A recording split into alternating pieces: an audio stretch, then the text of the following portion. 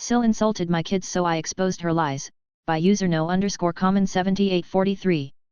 SIL is the kind of mom that always has to one-up other kids. She constantly talks about how her kids are smarter, taller, faster etc. than her friends' kids. She literally bragged about them peeing more than her friends' kids when they were babies lol. It was worse when my husband and I had our twins. Suddenly everything was a competition, that her kids always won. One of my girls rolled over at 4 months, her son had rolled over when he was just a week old. The twins both took their first steps around 13 months, her daughter was running at 4 months. She didn't actually start walking until around 16 months. She even changed the weight of her kids' birth weights, which makes them both heavier than the current heaviest newborn in America. It's so weird that she feels the need to tell such obvious lies, especially to people who know she's lying because they were there when her kids were small. I got annoyed when she went from lying about her own kids to telling me there is something wrong with mine. The girls are a few months shy of 2 and they're both healthy, on track and hitting their milestones. SIL has become obsessed with the idea that there is something wrong with them because they're not speaking in long sentences. Of course they're not even 2. They're both developmentally on track, but she insists that her children were speaking in 5 to 6 word phrases by 18 months. Spoiler, they were not. Honestly, her son is almost 7 and I can still barely understand a word the kid says. My husband and I ignored her, but she took it too far when I got a call from her friend who works in early intervention, who was under the impression I was very concerned about my children. We talked and her friend confirmed that yes, they are on track and no, there's nothing to worry about. I finally lost my patience. Hey, her kids are breaking almost every record there is and that should be celebrated. We had dinner with my husband's family on Saturday, kids were in another room, and I decided it was the perfect time to give her my gift, a booklet I had printed and laminated called the White Claw Book of World Records.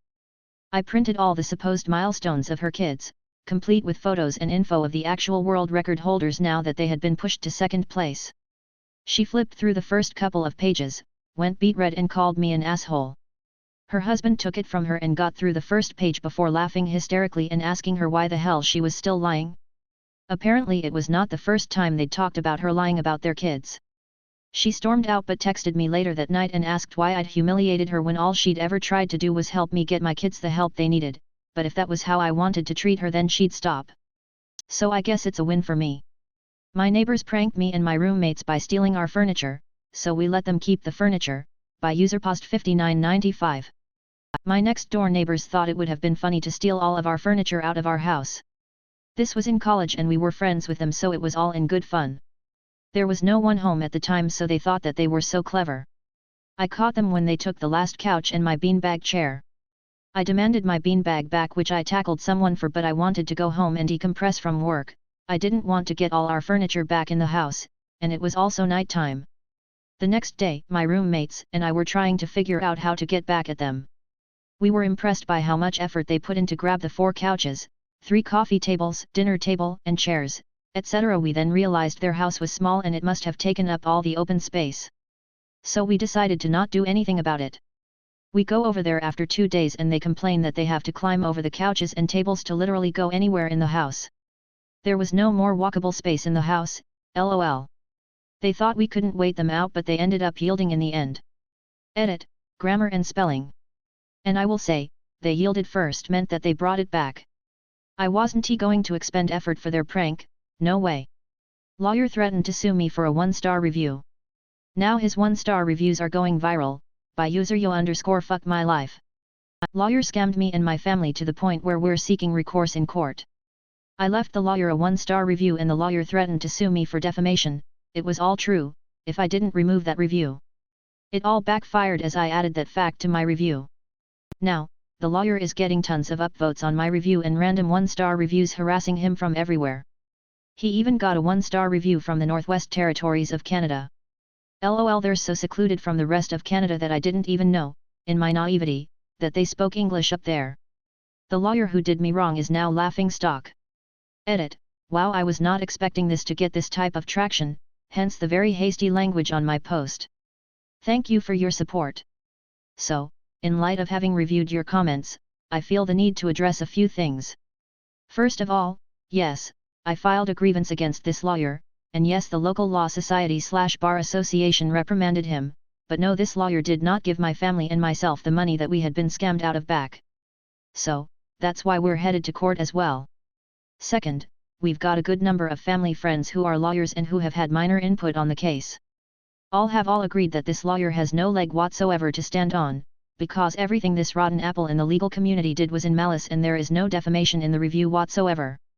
Lastly, someone from the Northwest Territories left a comment, and I just wanted to clarify what I meant by the NWT being so secluded. By all objective measures, the NWT is described as very remote online. However, y'all rock and I love you Northern Canadians. And if you're reading this, JS from the NWT, you're a legend my friend. I'm sure I'll do an updated post after the final verdict is delivered in court someday, laughing face. As a honorable mention for comments, I'll note that the vast majority of lawyers out there are still great people. I've even got a lawyer representing me as there is so much at stake. Snooping in Mom's Medicine Cabinet, by user Meg2U. My mother and stepfather would often hang out with his best friend, his girlfriend, Jade, and 2 other couples. Whenever they came to our house, Mom would notice things moved and missing from her medicine cabinet. Fed up, she brought it up on the dinner table. Believing it was Jade but not wanting to accuse, she asked was anyone in need of a Tylenol or something similar because someone keeps going in the medicine cabinet. Everyone looked confused and Jade said, maybe it's your daughter, me. She said maybe, then dropped. Next get together, my mother drilled a hole in the top of the cabinet and filled it with marbles. 10 minutes into dinner, Jade excused herself to use the bathroom. We all hear the crash of many marbles crashing into the sink. Jade assumed no one heard and tried putting them back. Came out of the bathroom like nothing happened. My mother said, before you leave, you owe me about $250 for all the makeup and skincare products you lifted. She acted appalled. Her boyfriend said, shut up, we heard you and we're leaving now. Mom got her money and Jade became single again. Miss my mother and her brilliant but petty mind. Person with folded hands, person with folded hands, person with folded hands, smiling face with smiling eyes, smiling face with smiling eyes, smiling face with smiling eyes. Horrible roommate with insane boyfriend who won't leave? By user Nala Travis. Managed to find an awesome house to rent after college with 2 other friends. One was my good buddy from undergrad, let's call him Ben. The other was someone who I'd gotten to know through another close friend, and let's call her Crystal. Everything is all fine, and actually great for quite some time. Lived our own lives, but had a great time hanging out together too.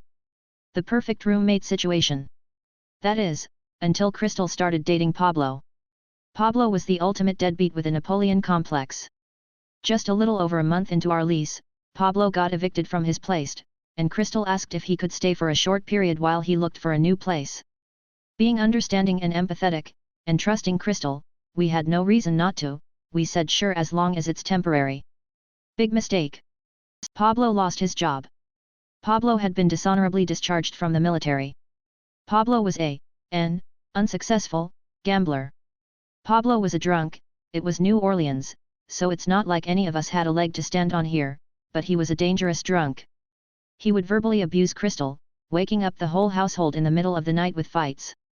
He killed her pet fish by running it under scalding hot water. He would hurl racial slurs at my then boyfriend. He broke Ben's WII.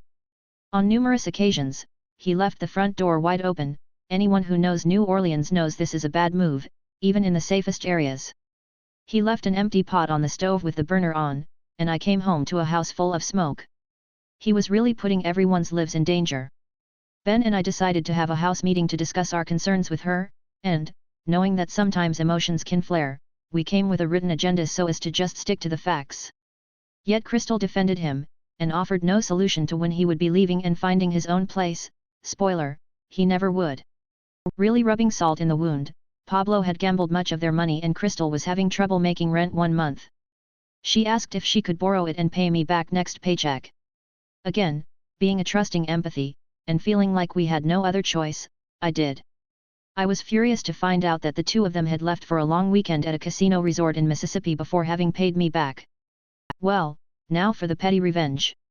I had been working 2 full-time jobs. I saved like crazy, and it was 2008 and housing prices had dipped. I decided to buy my own home. Ben knew all about this, so did my landlady, and was planning to be my roommate in the new house, but I never mentioned a single word to Crystal. I found a great place, made an offer, and closed a little thereafter.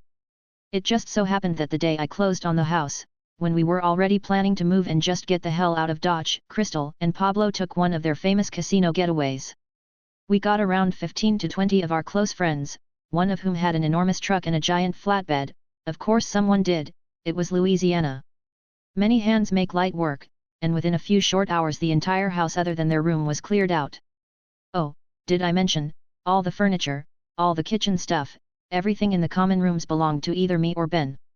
Crystal and Pablo returned home at the end of a full day of gambling, only to find a completely empty house except for their room. We told them we had switched the utilities, that were under my name, to the new house, and we had informed the landlady, and paid out our share of the remainder of the lease. The looks on their faces was priceless. We left and never saw them again. Hallelujah.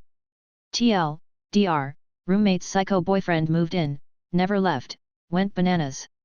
Other roommate and I got a huge group of friends to help move all our stuff to a new house without telling them, in just a few hours' time while they were away. They returned to a completely empty house except for their stuff. Priceless looks on their faces as we left for the last time.